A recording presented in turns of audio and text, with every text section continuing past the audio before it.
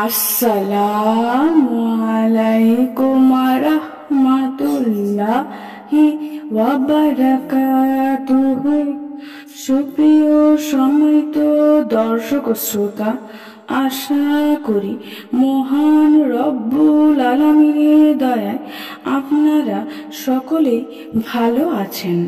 সুপ্রিয় সম্মানিত দর্শক ও শ্রোতা, আজকে হযরত বিলাল হাবশী রাদিয়াল্লাহু তাআলা আনহু থেকে একটি ঘটনা বর্ণনা করব। ঘটনার শিরোনাম হচ্ছে এ শুল্ক জীবন আর কতদিন। সুপ্রিয় সম্মানিত দর্শক ও শ্রোতা, আপনাদের নিকট অনুরোধ থাকবে ঘটনাটি শেষ পর্যন্ত শোনার।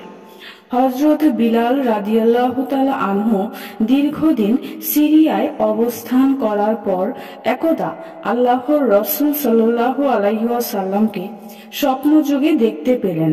আল্লাহর রাসূল সাল্লাল্লাহু আলাইহি ওয়াসাল্লাম জিজ্ঞেস করলেন, বিলাল, এ শুল্ক জীবন কতদিন পর্যন্ত? তোমার কি সময় হয়নি যে আমার জিয়ারত করবে?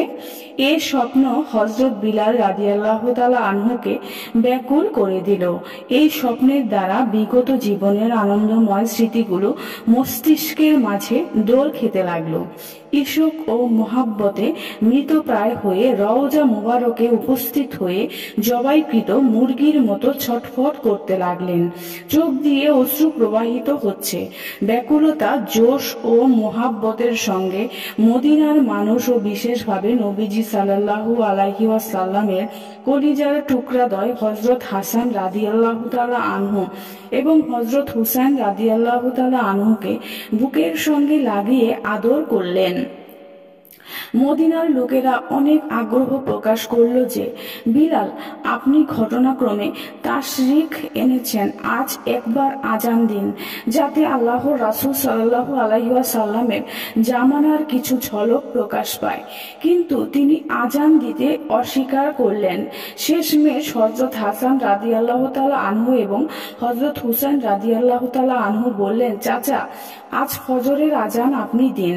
যদিও তিনি সংকল্প করেছিলেন যে আল্লাহর রাসূল সাল্লাল্লাহু আলাইহি ওয়াসাল্লামের দুঃখজনক ইন্তেকালের পর আর আজান দিবেন না, কিন্তু এই দুই শাহজাদার আবদার উপেক্ষা করতে পারলেন না। ফজরের সময় মসজিদের ছাদে দাঁড়িয়ে যখন উচ্চস্বরে আল্লাহু আকবার বললেন, তখন সমস্ত মদিনা গর্জে উঠল।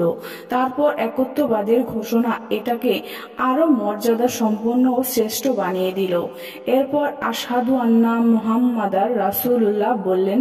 পর্দানশীল মহিলাগণ পর্যন্ত পর্দার কথা ভুলে গিয়ে অস্থির হয়ে ঘর থেকে বেরিয়ে পড়ল।